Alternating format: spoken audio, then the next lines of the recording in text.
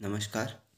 मैं हिंदी अध्यापक श्री विजय अशोक कौली शिव छत्रपति शिक्षण संस्था द्वारा संचालित राजर्षि शाहू महाविद्यालय स्वायत्त लातूर के इतिहास विभाग द्वारा राजा शिव छत्रपति इस विषय पर आयोजित 7 दिवसीय ऑनलाइन शॉर्ट टर्म कोर्स के इस वीडियो पाठ के अंतर्गत आप सभी का हार्दिक स्वागत करता हूं। शिव चरित्र के अंतर्गत छत्रपति शिवाजी महाराज के विदेशियों के साथ संबंध कैसे रहे थे, इसका इस वीडियो पाठ के अंतर्गत हम अध्ययन करने वाले हैं।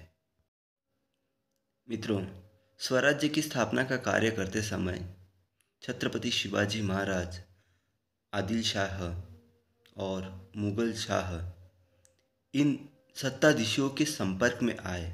इतना ही नहीं बल्कि सन 1656 में उन्होंने जावरी प्रांत पर विजय प्राप्त की और कोंकण को जाने का उनका रास्ता साफ हो गया। सन 1658 में छत्रपति शिवाजी महाराज का राज्य कोंकण में भी फैलना शुरू हो गया और तभी से उन्होंने विदेशी शक्तियों से जैसे कि अंग्रेजी, पुर्तगाली, फ्रांसीसी, सिद्दी इनके साथ संबंध आना शुरू हो गया। इनमें से अगर सिद्दी को छोड़ दिया जाए तो सारी शक्तियाँ यूरोपीय थी।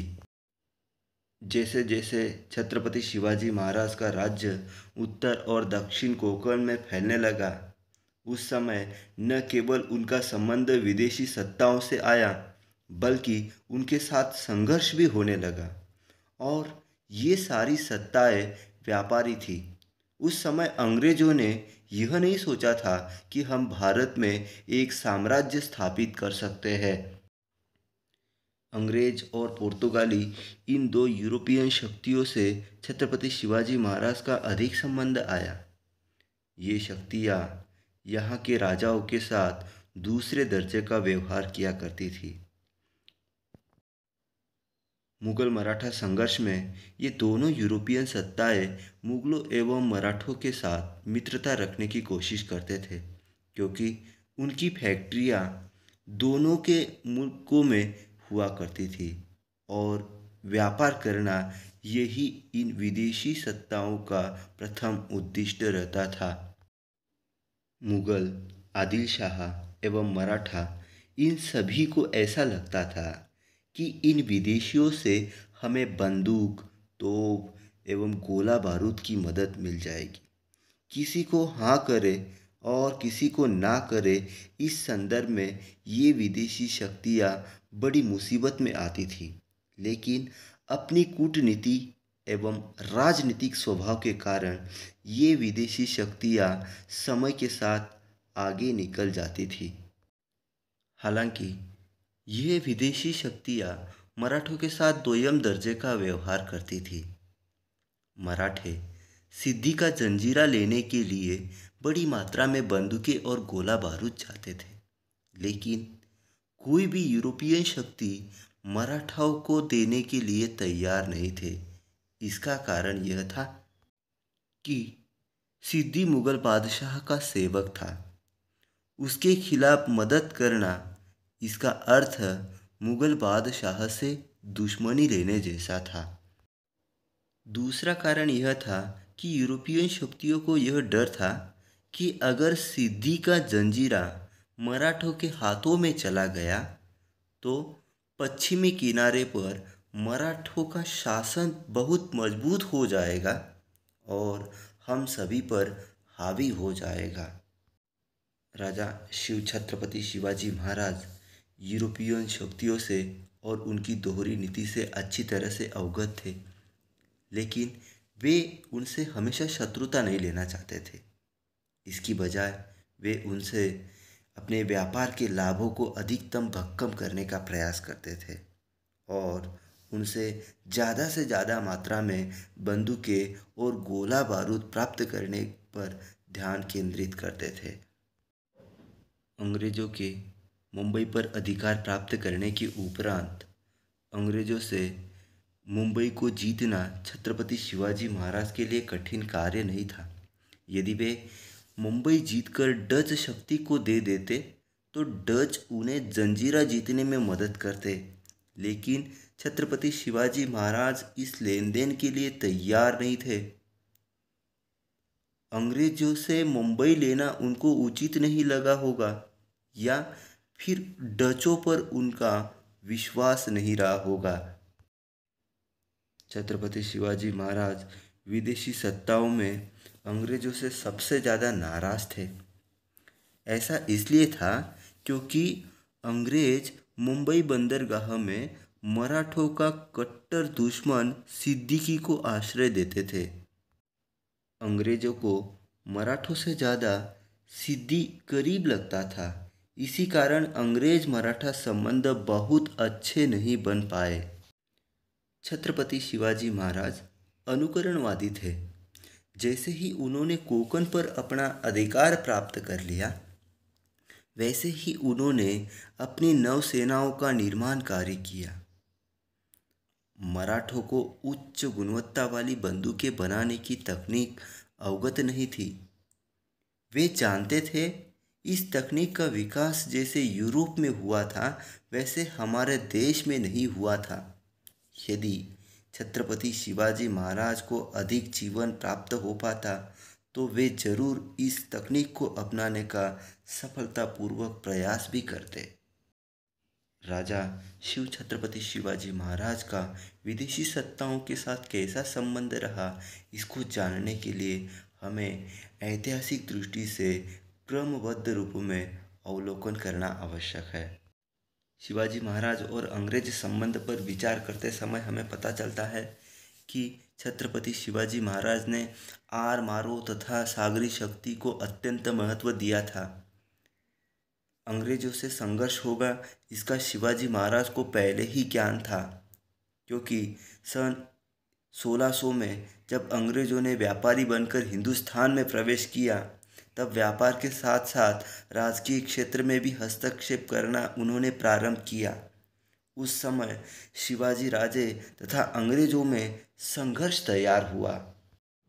लगभग 1660 में शिवाजी तथा अंग्रेजों का पहला संघर्ष आरंभ हुआ, क्योंकि सन 1659 में अफजल खान पर विजय प्राप्त कर मराठाओं की फौज जब कोंकण में उतरी, तब उन्होंने दाभो प्रदेश को जीत लिया। दाभो का आदिलशाही अधिकारी 3 जहाज़ों के साथ राजापुर की ओर भाग गया। मराठा सैनिकों ने उनका पीछा राजापुर तक किया। राजापुर का सूबेदार अब्दुल करीम ने आदिलशाही अधिकारी को संरक्षण दिया। इस कारण इसमें अंग्रेजों ने हस्तक्षेप किया।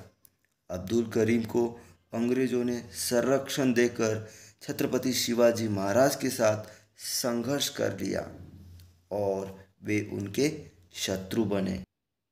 छत्रपति शिवाजी महाराज और अंग्रेजों में दूसरा संघर्ष लगभग 1661 में हुआ, क्योंकि जब सिद्दी जौहर ने पन्ना किले को घेर लिया, तब अंग्रेजों ने सिद्दी जौहर को गोला बारूद दिया। अंग्रेज सैन्य आदिलशाही सैन्य के साथ मिल गया। अंग्रेजों ने छत्रपति शिवाजी के विरुद्ध शत्रुत्व का कार्य किया था। इसीलिए सन 1661 में मराठा फौज ने राजापुर पर युद्ध किया और वहाँ की बखार अर्थात फैक्ट्री को पूर्णतः लूट लिया। तब राजापुर की नुकसान भरपाई का प्रश्न उपस्थित हुआ। छत्रपति शिवाजी महाराज ने राजापुर की बखार का नुकसान किया था, इसलिए अंग्रेजों ने नुकसान भरपाई की मांग की। इसी दरमियान छत्रपति शिवाजी महाराज ने सूरत की 2 बार लूट की। उस समय अंग्रेजों और शिवाजी महाराज के बीच कड़ा संघर्ष निर्माण हुआ। अंग्रेजों को शिवाजी महाराज के मुल्क से काफ़ी आर्थिक फायदा होता था, इसलिए वे शिवाजी के साथ हमेशा के लिए संबंध नहीं तोड़ना चाहते थे। पर मार्च 1672, 1673 और 1674 को सातत्यपूर्ण राजापुर की नुकसान भरपाई की मांग अंग्रेजों की ओर से शिवाजी महाराज के पास की गई, पर शिवाजी महाराज ने अंत तक नुकसान भरपाई के लिए 1 पैसा भी नहीं दिया। हाँ, संभाजी की कारकीर्द से राजापुर की बखार बंद की गई।